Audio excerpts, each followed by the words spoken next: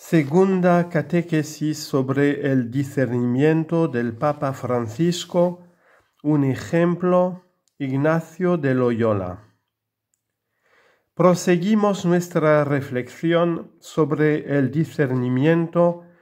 En este tiempo hablaremos cada miércoles del discernimiento espiritual y para esto puede ayudarnos a hacer referencia a un testimonio concreto. Uno de los ejemplos más instructivos nos lo ofrece San Ignacio de Loyola con un episodio decisivo de su vida. Ignacio se encuentra en casa convaleciente después de haber sido herido en batalla en una pierna. Para liberarse del aburrimiento, pide leer algo. A él le encantaban los libros de caballería, pero lamentablemente en casa había solo vidas de santos. Un poco a regañadientes se adapta, pero durante la lectura comienza a descubrir otro mundo, un mundo que la conquista, un mundo que lo conquista y parece competir con él, de los caballeros. Se queda fascinado por las figuras de San Francisco y de Santo Domingo y siente el deseo de imitarles. Pero también el mundo caballeresco sigue ejerciendo su fascinación sobre él. Y así siente dentro de sí esta alternancia de pensamientos, los caballerescos y los de los santos, que parecen ser equivalentes. Pero Ignacio empieza también a notar las diferencias.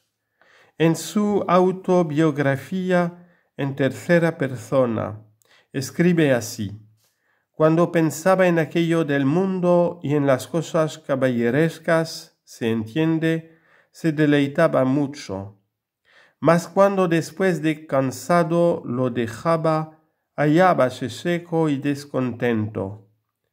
Y cuando en ir a Jerusalén descalzo, y en no comer sino hierbas, y en hacer todos los demás rigores que veía haber hecho los santos, no solamente se consolaba cuando estaba en los tales pensamientos, mas aún después de dejando, quedaba contento y alegre. Le dejaban un rastro de alegría. En esta experiencia podemos notar sobre todo dos aspectos. El primero es el tiempo. Es decir, los pensamientos del mundo al principio son atractivos, pero después pierden brillo y dejan vacíos, descontentos, te dejan así una cosa vacía. Los pensamientos de Dios, al contrario, suscitan al principio una cierta resistencia. Esto aburrido de los santos no lo leeré. Pero cuando se les acoge traen una paz desconocida que dura mucho tiempo. Aparece entonces el otro aspecto, el punto de llegada de los pensamientos. Al principio la situación no parece tan clara. Hay un desarrollo del discernimiento. Por ejemplo, entendemos que es el bien para nosotros, no de forma abstracta general, sino en el recorrido de nuestra vida. En las reglas para el discernimiento, fruto de esta experiencia fundamental, Ignacio pone una premisa importante que ayuda a comprender tal proceso. En las personas que van de pecado mortal en pecado mortal, acostumbra comúnmente el enemigo proponerles placeres aparentes, tranquilizarles que todo va bien, haciéndoles imaginar deleites y placeres de los sentidos para conservarlos y hacerlos crecer más en sus vicios y pecados. En dichas personas, el buen espíritu actúa de modo contrario, punzándoles y remordiéndoles la conciencia por el juicio recto de la razón.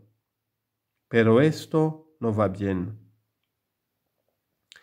Hay una historia que precede a quien discierne, una historia que es indispensable conocer porque el discernimiento no es una especie de oráculo o de fatalismo o algo de laboratorio, como echar a suertes dos posibilidades. Las grandes preguntas surgen cuando en la vida hemos hecho un tramo de camino y es a ese recorrido que debemos volver para entender qué estamos buscando. Si en la vida se pone un poco de camino ahí, pero ¿por qué camino en esta dirección? ¿Qué estoy buscando? Y así se hace el discernimiento. Ignacio, cuando estaba herido en la casa paterna, no pensaba precisamente en Dios o en cómo reformar su vida, no. Él hace su primera experiencia de Dios escuchando su propio corazón que le muestra una inversión curiosa. Las cosas a primera vista atractivas lo dejan decepcionado y en otras menos brillantes siente una paz que dura en el tiempo. También nosotros tenemos esta experiencia. Muchas veces empezamos a pensar una cosa y nos quedamos ahí y luego quedamos decepcionados. Sin embargo, hacemos una obra de caridad, hacemos algo bueno y sentimos algo de felicidad. Te viene un buen pensamiento y te viene la felicidad, algo de alegría. Es una experiencia nuestra. Él, Ignacio, hace la primera experiencia de Dios escuchando al propio corazón que le muestra una curiosa inversión. Esto es lo que nosotros tenemos que aprender, escuchar a nuestro propio corazón, para conocer qué sucede, qué decisión tomar, opinar sobre una situación. Es necesario escuchar al propio corazón. Nosotros escuchamos la televisión, la radio, el móvil. Somos maestros de la escucha. Pero te pregunto, ¿tú sabes escuchar tu corazón? ¿Tú te detienes para decir, pero mi corazón, ¿cómo está? ¿Está satisfecho? ¿Está triste? ¿Busca algo? Para tomar decisiones buenas es necesario escuchar al propio corazón. Por esto, Ignacio sugerirá leer las vidas de los santos, porque muestran de forma narrativa y incomprensible el estilo de Dios en la vida de personas no muy diferentes de nosotros. Porque los santos eran de carne y hueso, como nosotros. Sus acciones hablan a las nuestras y nos ayudan a comprender el significativo. En ese famoso episodio de los dos sentimientos que tenía Ignacio, uno cuando leía las cosas de los caballeros y otro cuando leía la vida de los santos, podemos reconocer otro aspecto importante del discernimiento y que ya mencionamos la vez pasada. Hay una aparente casualidad en los acontecimientos de la vida. Todo parece nacer de un banal contratiempo. No había libros de caballería, sino solo vidas de santos. Un contratiempo que sin embargo encierra un posible punto de inflexión. Tan solo después de algún tiempo, Ignacio se dará cuenta y en ese momento le dedicará toda su atención.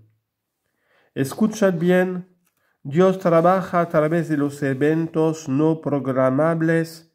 Ese por casualidad me ha sucedido esto, por casualidad he visto a esta persona, por casualidad he visto esta película, no estaba programado, pero Dios trabajaba a través de los eventos no programables y también en los contratiempos. Tenía que dar un paseo y he tenido un problema en los pies, no puedo. Contratiempo. ¿Qué te dice Dios? ¿Qué te dice la vida ahí? Lo hemos visto también en un pasaje del Evangelio de Mateo. Un hombre que está arando un campo se encuentra casualmente con un tesoro enterrado. Una situación completamente inesperada. Pero lo importante es que lo reconoce como el golpe de suerte de su vida y decide en consecuencia: vende todo y compra este campo. Os doy un consejo: estad atentos a las cosas inesperadas. Aquel que dice, pero esto por casualidad yo no lo esperaba. Ahí te está hablando la vida, te está hablando el Señor o te está hablando el diablo, alguien. Pero hay algo para discernir cómo reacciono yo frente a las cosas inesperadas. Yo estaba tan tranquilo en casa y pum pum llega la suegra. ¿Y tú cómo reaccionas con la suegra? ¿Es amor o es otra cosa dentro? Y haces el discernimiento. Yo estaba trabajando en la oficina bien y viene un compañero a decirme que necesita dinero. ¿Y tú cómo has reaccionado? Ver qué sucede cuando vivimos cosas que no esperamos y así aprendemos a conocer nuestro corazón, cómo se mueve. El discernimiento es la ayuda para reconocer las señales con las cuales el Señor se hace encontrar en las situaciones imprevistas, incluso desagradables, como fue para Ignacio la herida en la pierna. De estas pueden hacer un encuentro que cambia la vida para siempre, como el caso de San Ignacio. Pueden hacer algo que te haga mejorar en el camino o empeorar, no lo sé, pero estad atentos y el hilo conductor más bonito es dado por las cosas inesperadas. ¿Cómo me muevo frente a esto? Que el Señor nos ayude a sentir nuestro corazón y a ver cuándo es Él quien actúa y cuándo no es Él y es otra cosa.